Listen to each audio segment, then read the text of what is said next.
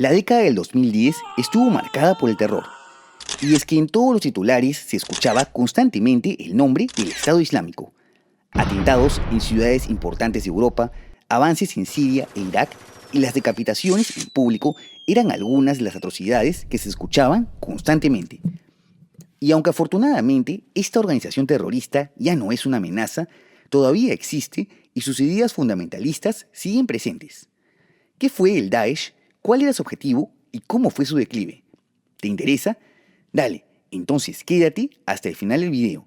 Pero antes, y ya que estamos hablando del Estado Islámico, quisiera invitarte a mi plataforma de contenido exclusivo, elmapadesebas.tv, en donde podrás encontrar un documental acerca de la situación en Siria, así como muchísimos otros documentales de nuestros temas favoritos. Te dejo el link en la descripción.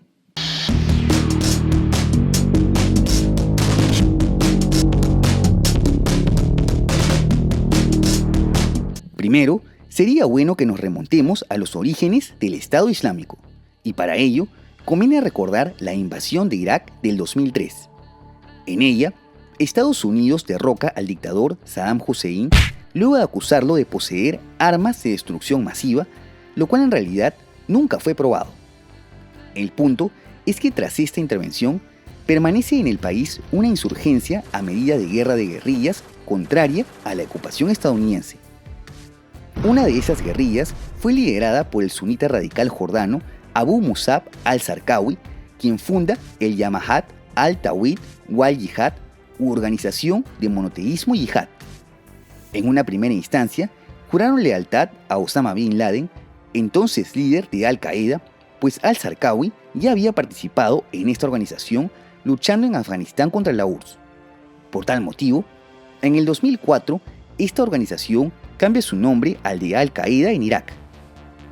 En este periodo, el grupo de al-Zarqawi no se limitó a presentar insurgencia en Irak, un país dominado por señores de la guerra, sino que ya realizaba ataques terroristas como el atentado en Egipto del 2005.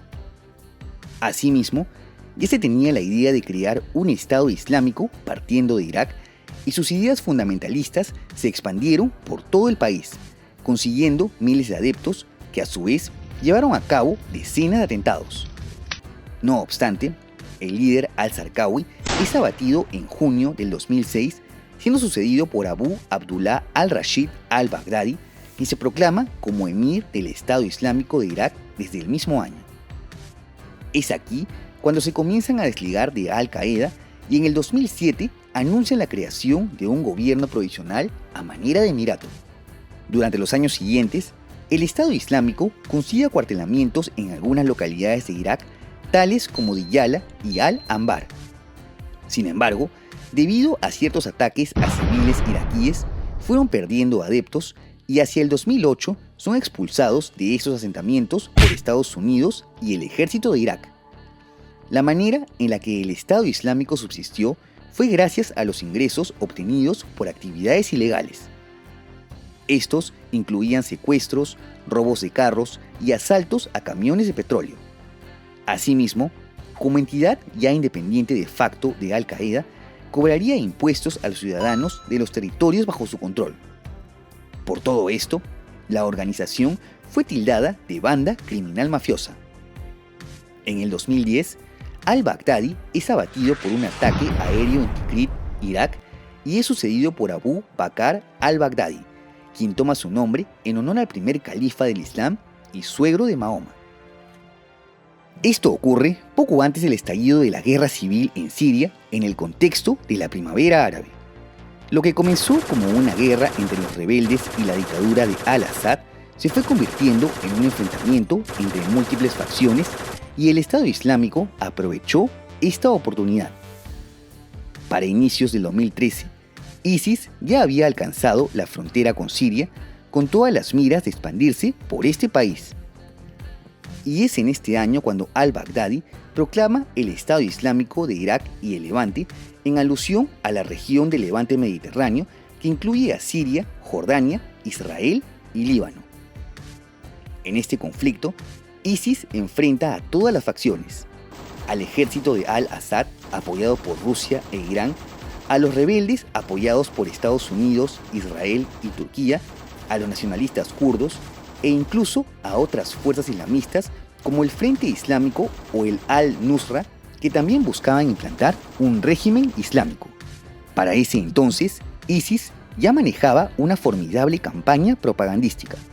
Por medio del Internet propagaban sus ideas fundamentalistas con la que llamaba a la Guerra Santa en contra de los infieles.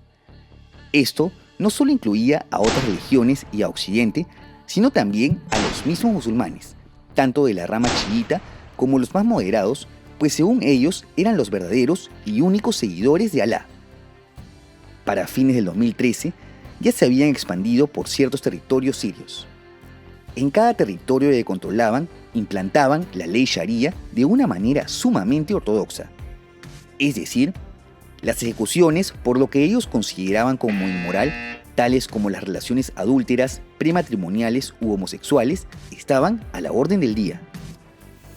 En junio del 2014, ISIS lanza una ofensiva en el norte de Irak con el apoyo de militantes suníes baasistas, es decir, partidarios del difunto Saddam Hussein que ya tenían experiencia militar desde la invasión a Kuwait.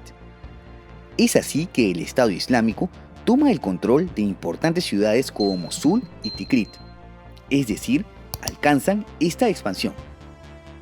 Tras esta victoria, que coincide con el mes del Ramadán, ISIS se proclama ahora como simplemente el Estado Islámico, es decir, retiraron la denominación de Irak y Levante, a la par que Abu Bakr al-Baghdadi es proclamado como Ibrahim I, imán y califa de todos los musulmanes.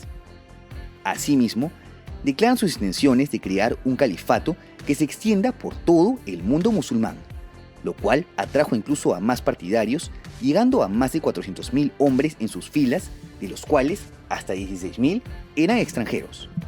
Es decir, de haber prevalecido en Irak y en Siria, hubieran continuado expandiéndose por el resto de países musulmanes e instaurado la Sharia y su gobierno radical. Y te preguntarás, ¿cómo llegaron tan lejos? La financiación de ISIS para ese entonces ya no se limitaba a extorsiones y saqueos, sino que se dedicaron a la venta de petróleo a manera de contrabando, bastante abundante en la región. Asimismo, su campaña propagandística hacía que consigan partidarios incluso lejos de la zona de conflicto. Esto se ve plasmado en los múltiples atentados terroristas, sobre todo en Europa, que eran perpetrados por adeptos a ISIS sin necesidad de recibir una orden directa.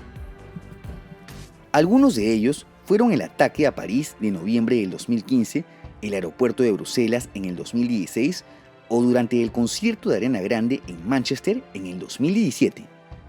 Entre los afiches que promulgaba el Estado Islámico se encontraban instrucciones de cómo realizar atentados con bombas caseras o coches bomba.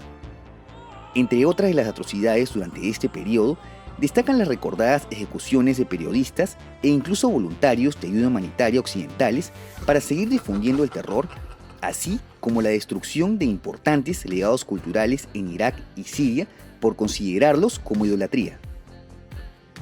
Importante también resaltar que para ese entonces, ISIS ya se había desligado completamente de Al-Qaeda, a quien más bien opaca como el grupo yihadista más sonado del momento. Más bien, para ese entonces, ya otros grupos fundamentalistas habían jurado lealtad al califa Ibrahim, tales como Boko Haram en Nigeria y una de las facciones que participaba en la guerra civil en Libia. Para mediados del 2015, el Estado Islámico ya había conseguido su máxima expansión, lo que motivó a que más potencias se unan a la lucha, tales como Rusia y Turquía, cuyo territorio podía ser utilizado como una puerta hacia Europa. Además de ello, desde fines del 2015 comienza una progresiva caída del precio del petróleo, principal fuente de ingreso de ISIS. Estos dos factores hicieron que a partir del 2016 el Estado Islámico comience una progresiva decadencia, comenzando por Irak, en donde las fuerzas gubernamentales ya iban ganando terreno. Para diciembre del 2017, la guerra culmina en Irak y el Estado Islámico se veía reducido tan solo a algunos territorios en Siria. A partir de aquí, se considera que ISIS ya no peleaba en una guerra como tal, sino que solo mostraba brotes esporádicos de insurgencia. Actualmente se mantiene en 3 campañas desde 2017, en el este de Siria, en donde combaten con los kurdos, en Irak, en donde las Fuerzas Armadas parecen mantener el control, y en la campaña del desierto, en donde la coalición de Siria, Rusia e Irán continúan enfrentando ataques esporádicos por parte de ISIS. En febrero del 2019 se da la batalla de Baghouz Fawqani, una ofensiva que desmanteló los últimos territorios controlados por ISIS en la gobernación de Deir ez-Zor. Unos meses después, el líder de la moribunda organización terrorista, al-Baghdadi, es abatido en una operación y relevado por Abu Ibrahim al-Hashimi al-Qurashi, quien a su vez muere en febrero del 2022. Ya sin territorios controlados, ni ingresos económicos y sin un liderazgo claro, es evidente que el Estado Islámico no es más una amenaza y que su siniestro objetivo de extender su nefasta ideología por el resto de países musulmanes no se cumplirá. Sea como fuere, ISIS es la prueba viviente de que los fundamentalismos pueden ser sumamente peligrosos, especialmente en lugares asolados por la guerra como en Irak y en Siria. Y claro, a estos países les queda un largo camino para recuperarse después de tantos años de guerra y destrucción. Y definitivamente, ISIS será recordado en sus historiografías como uno de los episodios más tristes. ¿Crees que el Estado Islámico tuvo alguna oportunidad de continuar con su guerra del terror? No te olvides de dejar tu comentario y de suscribirte al canal. Asimismo, te dejo en la descripción mis redes sociales y por si quieres ver los nuevos videos en preestreno y tener una mayor interacción conmigo, tus donaciones en Patreon o miembros del canal son bienvenidas. ¡Hasta la próxima!